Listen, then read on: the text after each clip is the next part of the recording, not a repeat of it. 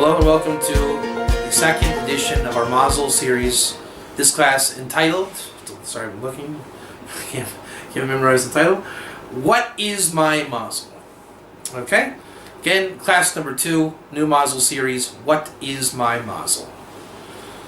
Here we go. Hope you enjoyed the first round of classes last time. We broke the hour-long class into 4 segments. I endeavored today to teach another, God willing, hour-ish, and in the end I plan to break it into 3 segments. So you will be watching now the first of 3 segments, and if all goes according to plan, it will be followed by 2 more segments. And let's go ahead. Quick review from last time. It's a good thrust to come in from where we left off. Okay, I want to focus out of the text in these classes. I will give my own little notes and tidbits, but the text should be the real fundamental focus here. Any questions, comments, feedback, don't be afraid to voice openly. Let's make as much interactive as possible. Also, chiming in with personal knowledge is gladly accepted in this series. Here we go. Mazel, chapter 1. Here we go. Again, the text that we're focusing out of, sorry about that, Otzer HaMazal, and in kind of a technical sense, Encyclopedia Le'inyane Mazel, for the modern people out there. Otherwise, Otzer HaMazal, what does Otzer mean? Treasure house. You changed the definition from last. It was I forget the word from last. Repository. The repository of Mazel, or the treasure house. Collection, I think is an easiest term, kind of a modern casual usage. The collection of Mazel, everything written in Zohar, Kabbalah, Talmud, anything rabbinic in the last 2,000 years is going to be in here of Mazel. It's a fantastic, fantastic work. These are not his opinions. Keep that in mind. This book does not contain one opinion. Not one. Thus, I am not giving one opinion. This is Chazal, it is Torah, it is endorsed by, like we said, at least 30 different approbations. You can look in, I don't know if you can find it online or whatever, but just to show the various haskamot, approbations. Where are they? Let's see here. It's not so negated to this year, but if I can find them, looking upside down, here you go.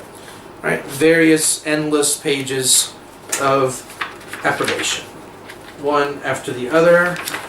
Right, numerous. Okay, so it's not opinions. It is a collection of Chazal.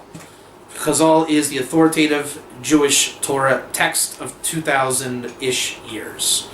With that said, let's get into the text and find out what he's bringing from. Chapter 1 of HaMazal. She'ein lecha dvar she'ein lo sar l'mala v'hu shluchu shamakom. Shita B'Kubetzis Nadarim 56a. There's nothing that does not have a heavenly host, heavenly minister, angel above, however you want to translate the word sar, sin resh, as in Yisrael, as in Sarah. V'hu shluchu shamakom. In very simple terms, God sends you stuff, right? And God gets you that stuff from his emissaries. You could be an emissary from God. You, right? Because you have a name. God may call your name in heaven, whatever level where God brings the emanation into, and he will send you to a person. It's a holy mission, shlichus, right? It's a holy mission to that person.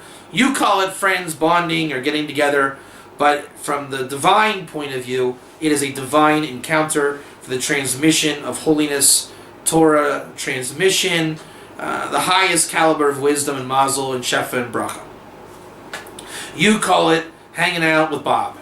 God calls it giving Torah over from one fellow to another. Now, it can be through names and people, it can be angels, it can be animals, creation, any creation emanated by God. Reality as we know it. God is the master of creation. His names show that connotation. Kel Shakai, Elohim, Hashem Hu Elohim. All the names of God can funnel into this perspective of God working with man. This is the essence of the anti-idolatry. Idolatry says, I believe in God, but I have lesser demigods to give me my stuff. Okay, so I have a false religion, that I have a love affair with this religion, and there's clergy in that religion, and I give my soul and heart and emotions and feelings and everything to the clergy, who is a representative of the divine and manifesting on earth, and I get stuff, and this is the religion. Now, the way that works is when you do Avodah Zarah, you will get stuff, right? You get shefa, but it comes from the backside. It's dirty, it's tameh, it's treif, it's Avodah Zarah, right? It is the dirtiest, it is the low, it is extremely vulgar. But you will get stuff, right? If you go to a drug dealer, you will get what you pay for. It's not like he's just going to take your money and run. Therefore, religion is giving you a filthier version of basically the Holy Temple and the most divine things in the world. For example, you can have a fresh home-cut salad, or you can have a McDonald's cheeseburger or Big Mac, right? And we don't need to explain why the Big Mac is not as good of a choice as an organic, healthy, home-cooked meal filled with soul. That analogy works in a lot of things, especially religion. Once you get out of religion, once you get out of the perverse, right? Once you get into real shefa, which is the unadulterated bounty coming from God in the form of light, thought, inspiration, will, desire, action, creation, and not in the form of something low as in basically prostitution, right? You don't get married through prostitution. You don't buy a girl on the street. Mazel, as we will find out, life, sustenance, and offspring is a part of Mazel. So if you endeavor to marry and have children, obviously it is bound in Mazel, and it must come from God, as the Talmud says.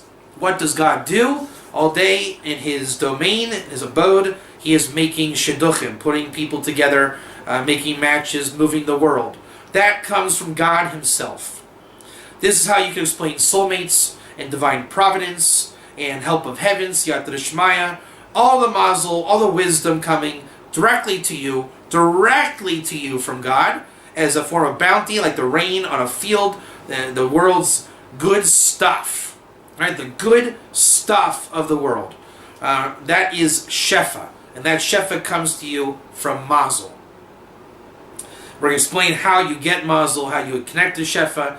Ultimately, the highest shefa in mazel is wisdom, that God gives you wisdom through Torah and Kabbalah so that you can recognize your Maker. You need to grow to recognize God and to reject the anti-God, the idolatry where God is not, or what is imitating God, impersonating God, and you will choose the light, holiness, God himself with no intermediary, to have a relationship with the divine that you're having regardless if you know that or not. Wisdom allows you to recognize God. Once you recognize God, then that filters down between brothers recognizing brothers, lovers recognizing lovers, fathers recognizing sons. All the recognition and light goes out in that format. With that said, that can only happen with God at the helm. Anything short of God at the helm, right? My clergyman really loves me. I'm a really happy person. I'm a good person. That's great. You are quite a caliber fellow, but it's not good enough. Right? It is not good enough. It must be from God. Anything else will be compromised and is a form of slavery in the matrix.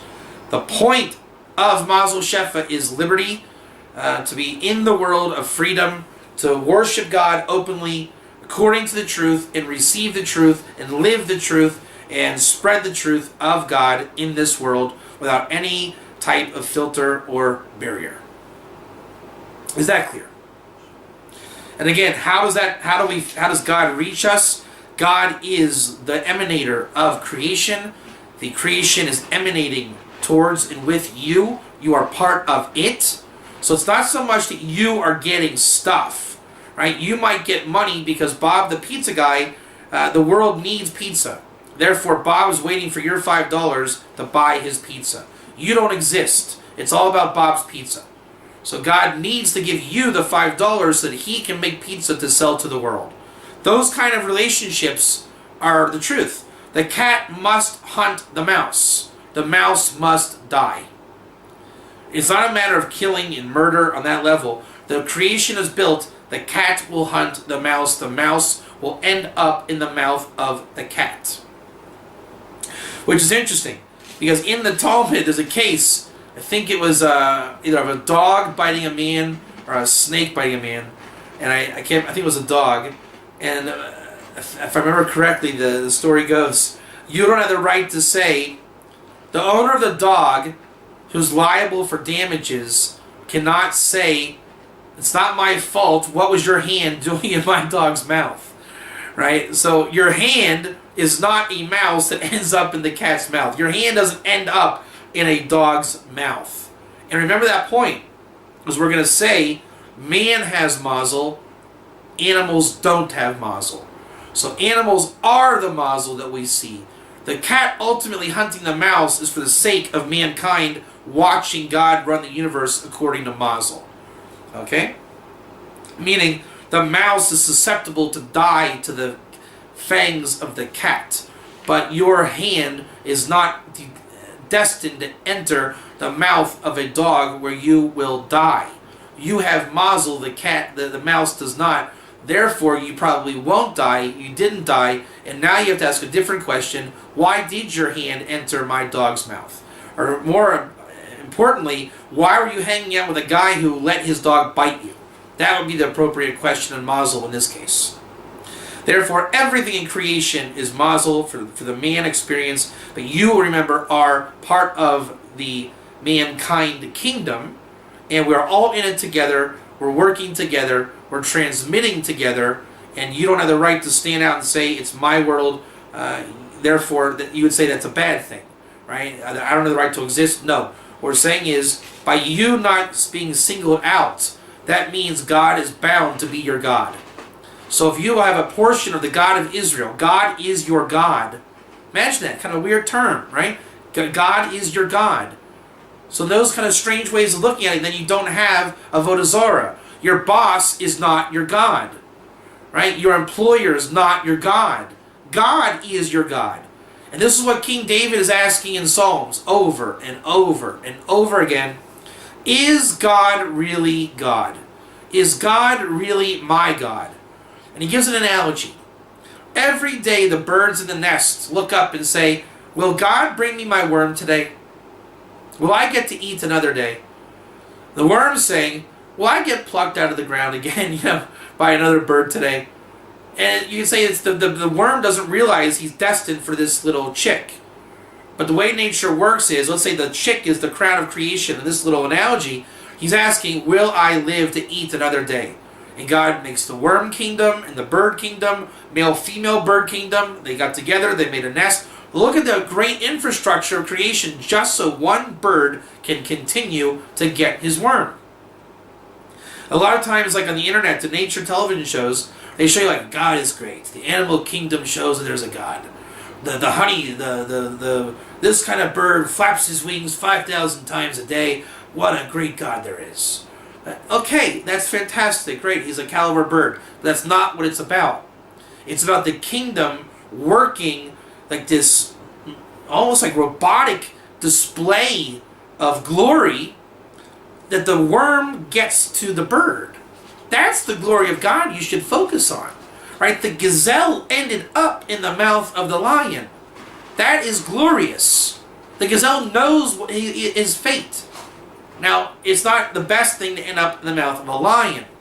This is where Judaism comes in and says, hey, boys and girls, this is life.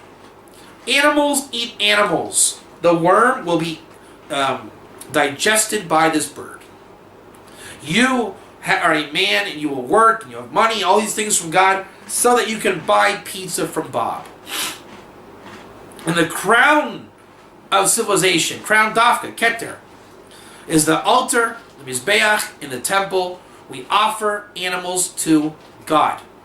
That once upon a time, there will be a gazelle, or whatever animal goes up on the altar for whatever cause, and he will have the knowledge of whatever level I didn't end up in the mouth of a lion. I ended up on the altar of God.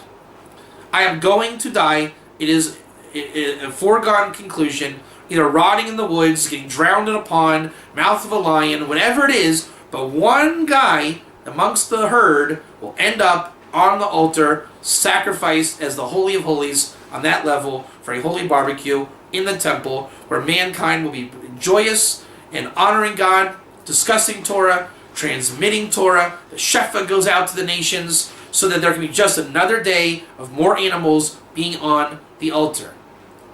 Right? It has nothing to do with sacrifice proper. It's a sanctification of what is reality. Right? Reality is there is death. Things die. But that is actually life.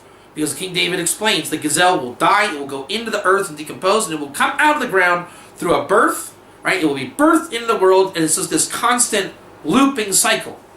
It will wave. Constantly. God is renewing His creation. Now you say, what does He do? He snaps His fingers, waves a wand, and says a chant, and the world's recreated. The fact is, it's a continuous natural nature kingdom of recreation. By bringing the worm to the bird, making a miraculous connection that no one else can do but God, that bird got to live another day to where he will keep doing that. Eventually he will die. He will find himself back in that nest in a new life form, continuing the lifespan of that type of bird. And the worm will live another day. Because when he will die, it be decomposed and go back in the ground. And then another worm family will make another worm. This exists on every molecule, atom, creation, man, water droplet, leaf, tree, dollar bill, pizza from Bob, the crust, the oregano, even spot pizza will live to see another day. God is your God. You have a God. He requires you in creation. This is not a privilege in that respect. It's not a, oh God, I hope you're... No, don't hope anything in those regards. You need to hope that you recognize God. You need to hope that you're good with God. You need to hope that you're good in the court system of God, because man is a little bit different than all the other animals. We have a court system, because we have a Torah. Right? The lion knows, I'm a lion, I eat gazelles. The gazelle says, I'm a gazelle, I may end up in the lion's mouth. And when they get into this little tango, it will go down. When man meets man, he doesn't have a natural inclination to say, I am whatever to Bob, Bob is whatever to me, and we don't have that. It ultimately comes down in the study of Torah. In the soul, man has to think in godly terms. In a split second, I met new person. New person's name is Bob. Who is Bob to me? How do I feel about Bob? All these dimensions are coming into play. And the more Torah you know, the more wisdom you have, it's a seamless state of affairs. And the Torah says, what? Brothers should love brothers. You should have peace on earth. That's our animal kingdom. And the temple is the place where, let's say if there's spilling blood in the form of a sacrifice for sins or all these things, the penal system due to the nature of judgment in Torah. We are a different breed of animal. And we are an animal. We have a Yetzer Hara, evil inclination. We have an animal soul. Right? We have the animal part. We also have the godly soul. The highest part that comes from underneath the throne of glory, the upper world of Atzilus, right? The world where everything is about freedom and liberty of the spirituality. That you're trying to live in this world. Thus, your job is to elevate the animal and bring in the Mazel, which is the premise of today's class. Adam, the Islay Mazla. A man has Mazel. An animal does not have Mazel. Alright, so we explained the first part. Just get a quick little intro. The first part of the book is, where do we find Mazel in Chazal? Right, straight up, nothing weird in astrology. I'm going to bring a quote now, before I forget the quote. This should be known for all of time. Hakavana, the Hanhaga Ilyona Nikras Mazel. Means what does it mean that the higher worlds are governed by Mazel? This is a quote taken from Moed Katan 28a in a commentary. He says like this: she'ena kavana al hakochavim, rak anhaga ilyoina knikra Mazel. Do you know what that means? The kavana is the meaning of this word Mazel, is not on the stars. Rather, it is on the upper worlds called Mazel. 100,000,000% Mazel does not mean stars. By definition, the Avodah Zarah that we are to go away from is the stars. Now, the backside mimics the front side. That's a premise in Kabbalah. They are called Mazalot, right? The constellations, Mazalis. It's Avodah Zarah friendly. Let's put it that way. Even if you say there's permission, we can do it, right? But once you're under the constellations, right? I have to kill this guy because my name means we'll kill guy on Tuesday, right? That's not an excuse. That's Avodah Zarah. You are not to be bound by the constellations and stars. Go out of it and relate to God, right? Why they called those Mazalot? The stars, there's an aspect of Mazel. Okay, an aspect. Look at the fourth day of creation. The sun, the moon, the stars, we have sign of the times. Right, so on Shabbos, or the new moon, whatever the things we do in Judaism, the constellations and stars are a part of the Mazel structure of spirituality, but not entirely. The stars have as much clout as me with my name, you with your name, and this desk being called by God to emanate a property. Just so happens to be that time is predicated on the spinning of the universe around the earth, geocentrism, and therefore we have to use our universe as vessels to understand our subjective and objective experience on earth. So if my subjective experience on earth is predicated by looking into the heavens to see what was happening in the day of my birth, as symbolic energy of what was going on. I'm a Gemini, for example. So if Gemini has meaning and it's in my birth, just the simple fact that the Torah was given in the month of Sivan, we're coming up on it in a couple of days, all these things are Mazel signs. Right? So imagine my birth in 1978, people all around the world were getting ready for Shavuos. They were all talking about Sfiras Omer and receiving the Torah. So I was born into that energy. Right? My mother may have been listening to a lecture about giving the Torah. There may have been a rabbi coming at my bris, right? And saying, hey, this is a Jewish boy. What are you doing for Shavuos? We're going to be learning all night. Right? That little kid picked up that energy.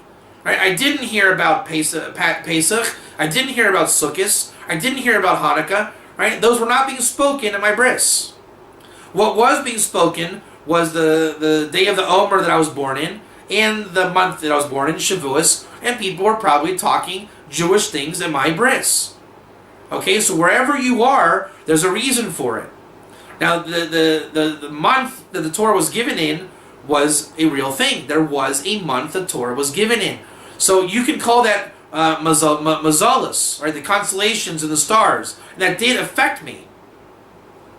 But I was not bound by that month. Right? I cannot, you don't say that I can't do anything but learn Torah on Shavuos. No, that's ridiculous.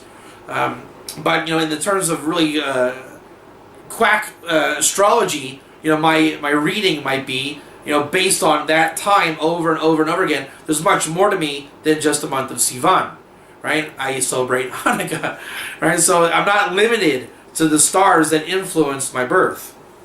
Therefore, the stars were a vessel of Shlucho Shamakim. Those stars were sent to David Katz to be a digital imprint on my life as terms of my birthday, but obviously my Mazel extends well beyond the constellations of the day of my birth. The actual day of my birth in the week, the hour, all those things matter in the terms of the fact that I was born in the morning. Right? So my mother was aware of my birth at 9-something in the morning. Big difference than if it was on midnight on Shabbos. Okay, my son was born midnight on Shabbos. Really wild experience. I had nowhere to sleep in the hospital. It was Shabbos, so I had no food, no bed, no electricity, couldn't take a picture. This little guy was being in the new warden where babies were, and I was sleeping on hard benches, so I'm going back and forth to stare at this kid, trying to see who my son was. Whereas my daughter was born in the morning, I think on Tuesday, and Chick Chock were coming home, right? Different energy.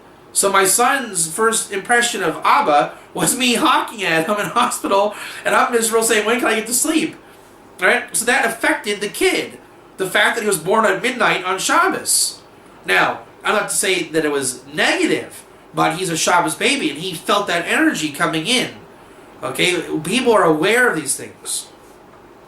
And for the rest of his life, I'm going to tell him the story. Yeah, I slept on the couch, or the bed, the chair, and I couldn't sleep, and then he's going to hear that till the day he dies.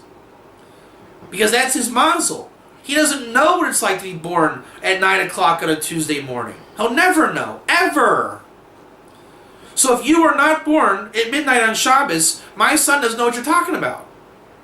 So if you in a mazel kind of universe, if you're talking like, just in a subconscious level, if you're saying like, I love to have a morning cup of coffee, right? And if the truth underneath all of that is, you're saying, I am a baby born in the morning, therefore I like... Whatever your psychology and makeup became from your plight of life, right? And it's a theoretical domain I'm explaining. My son wouldn't know what you're talking about. His soul would be saying, yeah, I get it. On Shabbos night, I love to do Tikkun Chatzos. Right? Now, will it take those directions? That's fate of Mazel and how he chooses his Mazel to play out in a totally different story. But don't think you're not influenced by all those things. You are hypersensitive and easily coerced into your Mazel experiences. Right? You resonate. My son will be telling people the rest of his life that he was born at midnight on Shabbos. Not even directly. That's his vibe. He's going to have that vibe. And he's going to lend himself to that vibe. He's like itching to tell people. Because we love to talk about our Mazel. That's how God makes it. We are sensitive. So that way, that's the energy we emit. It's our friction, right? It's our individuality. It's our unique nature. It's our soul. So we're dying to tell our story because we are telling it no matter what. Underneath the surface, that story is being told. So understand that. Everything that happens to you, you're telling it over.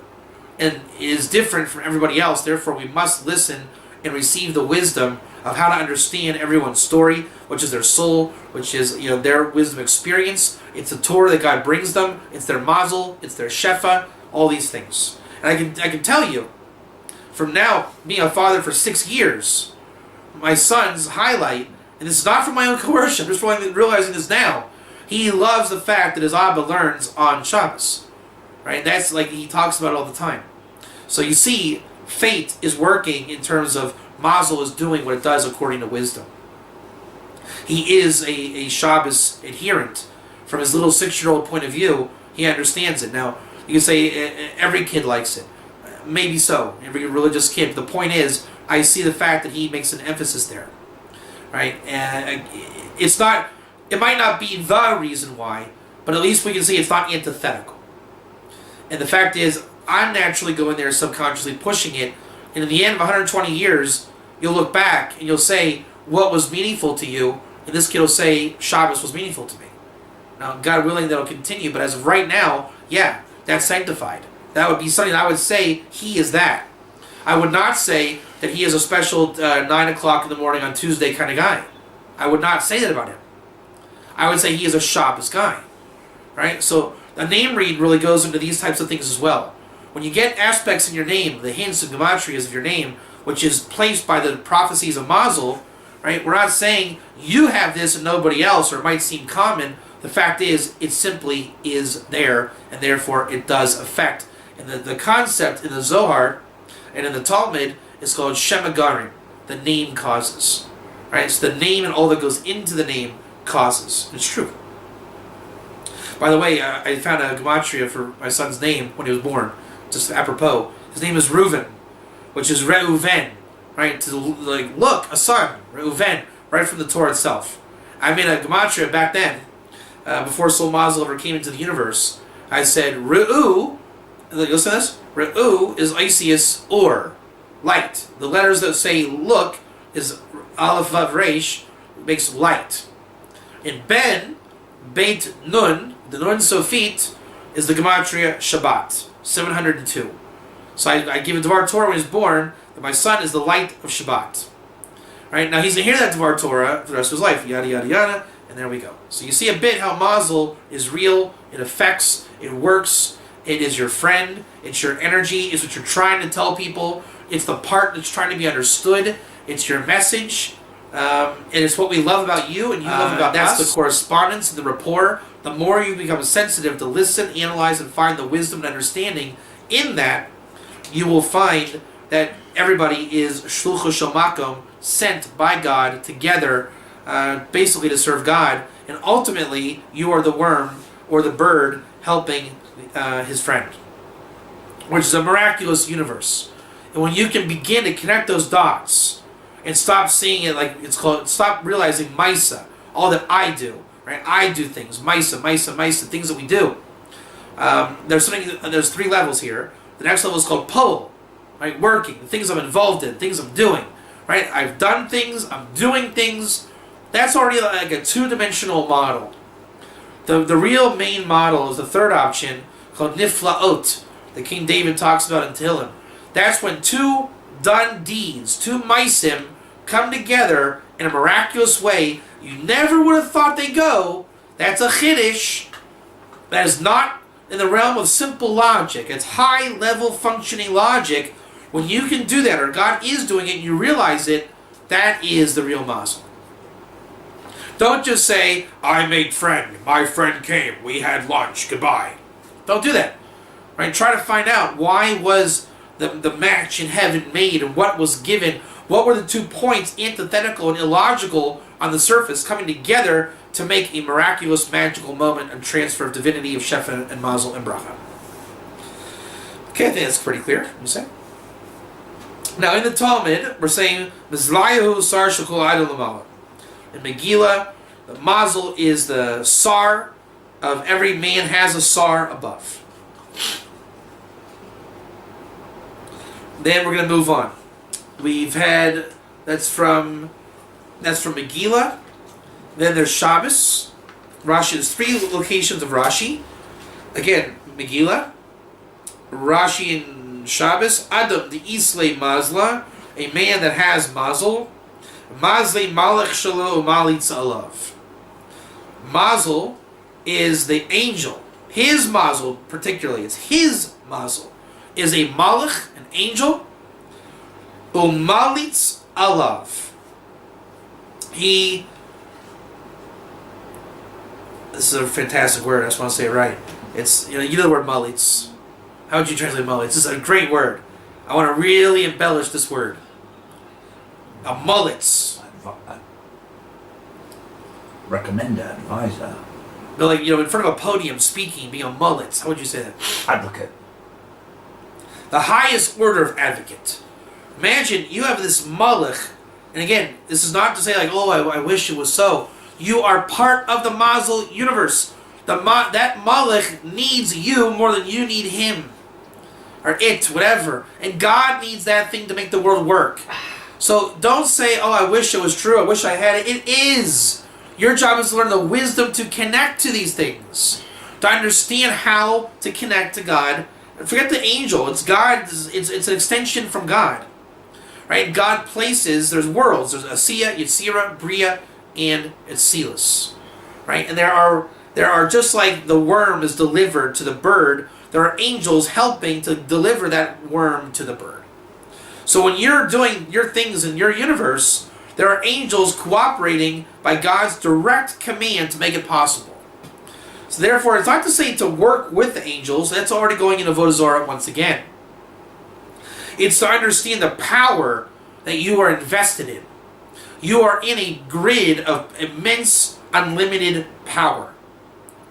So when you have anything going on in the physical realm of your existence, there's an angel up there proclaiming to the heavens whatever it is you're about and doing in part of God's scheme. Right? It is happening. So when you pray, you're davening, there's an angel that is taking the prayers and proclaiming those prayers in the world of Atzilus into, just like the offerings of the temple, right? We project the animal up into the spiritual realm. Your voice is projected into a cosmic universe. that world's called Yitzchak. Just like the word Yitzchak is an Isaac, if you find in the Navi, it changes the tzaddik to a sin. And King David brings that in Tehillim also. It means like schok, fun, and sporting with the Leviathan is one examples. There's two worlds. The right arm of God and the left arm of God, in analogous sake. The right arm of God is God in this world, right? Siyata Deshmaya, divine providence, getting a bracha, Har Sinai, all the divine, God making His presence known in this world. Through men, the natural order of the universe. Then there's the left arm of God, the world that you don't see, right? That's the Mazel that we don't see, right? When you were praying to find a shidduch, and you finally met a girl on the first date, and you show up, and you're looking good, she's looking good, you want to be happy together. You think that you're just stumbling over your words, and you look dumb, and she's this, and ding, and ding, and ding, and ding, and maybe you're having a hard time speaking. And you're saying, "Oh man, what's wrong with me? Talk, don't do this, man. Don't shut down. Come on. That's what you think." There's a left arm of God here. That's the whole angelic universe is just buzzing to you. So she's hearing in your words the Mazel message you are unaware of, right? That moment when you say the stupid thing, that was angelic driven universe by God through you for the sake of her getting her shefa, and vice versa. Right? When the waiter spilled the water all over you, and you were like, "Oh, I can't believe this. This is so embarrassing." She says, "Calm down, it's okay." And so, "No, I can't believe this. I can't believe this." That was that world. Mazel in motion. And you say, why on earth would the guy spill the water from God's ratzon? Who knows? There's a whole latent universe. It could be the waiter by him saying, "I'm sorry," right? And then bending over to clean it up, and he's wearing a shirt that says, "Don't think," right? And then you see it, you get the subliminal message, "Don't think," and then you incorporate it, and that becomes the Yeshua, the salvation through the date. Yeshua means it's the thing that was missing, right? Don't take it again. The word is very big in Hebrew. I know it's taken in perversion by the Klippas, but that's what King David says. It's always bad in judgment until God gives you that light in a salvation moment, right? That aha moment. And that's what that spiritual universe is doing. They're delivering to us those aha moments all the time. Those little synapses that connect that we're not aware of. And when you can get good at connecting those, meaning when the waiter bends over as he spilled the water, you start looking for the moment that God makes those connections. And that's the Mazel. And the difference is when it's instantaneous, it's from God. If there's hesitation, that's just you making it up. So when it's real life, that's the Mazel. Learning from the real life, the gazelle that ends up in the lion's mouth, the waiter that ended up spilling the water in your lap, right? The weird thing that you said, all those little funky things that are death, little experiences, that's the real natural universe working in your best favor. And with that said, the last definition we'll find is in Bava Kama. This is very important. Adam de Isle Mazla, again, same language. A man that has Mazel. Behema de Leisle Mazla. An animal does not have Mazel. Rashi explains. Ha'adam de Isle Mazla sheyesh lo das lishmor es gufo. When a man has Mazel, he has das, mochen, intellect running through him, awareness, consciousness, knowledge, Torah. He is a man. He is human. Right? The animal's not chazering Bava Kama in his hilchos whatever before he avoids falling into a pit. He just falls into a pit. It's a bad day for that animal. He died. He ended up in the pit. Better than the mouth of a lion. You don't end up dead in the pit.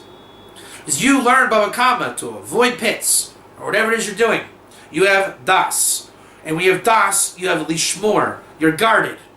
Right? You understand, don't go into the bad neighborhood. You understand, get dressed before you go out of the house. You understand, think before you cross the street. Animals don't do that. Even though we might see it on YouTube. They don't really do it, not the way you do. And that's mochen. Mochen is the intellect that comes from God. Right? When you go through experiences, you get mochen. You're in a divine Mazel universe. All those messages are coming in non-stop, meaning you swim in wisdom, you just don't know how to scoop it out with a ladle. But when you do start to scoop it out with the ladle, you become familiar with your world, then you have das, you have Melchin, intellect, you're connected, thoughts can come in, you don't push them out. That is guarding. And the guarding is on your body, gufo. Meaning you do now start to be able to become liberated, to do holy actions. You can do mitzvot, kind deeds. You are not a slave to the matrix. You're free. That's what that is. You don't die by simply slipping on a banana peel. Instead, you sue the mall for putting a banana peel on the floor. Right? And the last point is, you are not easy to kill like an animal. And that's where you get the whole Sitra Achra. Because to kill this guy, now we have to get a conspiracy. Right? We just can't hope that he slips on a banana peel and dies and goes away. Right? To get this guy taken out in the Sitra Achra, there has to be a conspiracy. Right? Because man has Mazel. It's like the movies. Right? The good guy always escapes. And the bad guy, that's Mazel. There's a Mazel for this. The point is, you live 120 years, you have a lifespan, a God, a part of the world is you have Mazel. The angelic world is serving you for the sake of God bringing Shefa into the world. And the real etzem concept, we're going to end on this note, is the Beis HaMikdash. The Beis HaMikdash is where the Mazel of man, the Shefa comes down, we're working the temple, and all that Shefa goes out. So eventually we start becoming interactive with the God of Israel in the world, in reality, where wisdom and Shefa and Mazel and Bracha and Banim and Mazon and Chaim, all these things are part of living. And now prayer becomes heard. God comes to you. And we're ending this. God comes to you. You go to God. You understand Him. He understands you. You understand your friends. Everything has a message. Everything is Shlucho Shel Makom. That is that you have Mazel and animals don't have Mazel. Thank you very much. Stay tuned for the next segment. Thank you.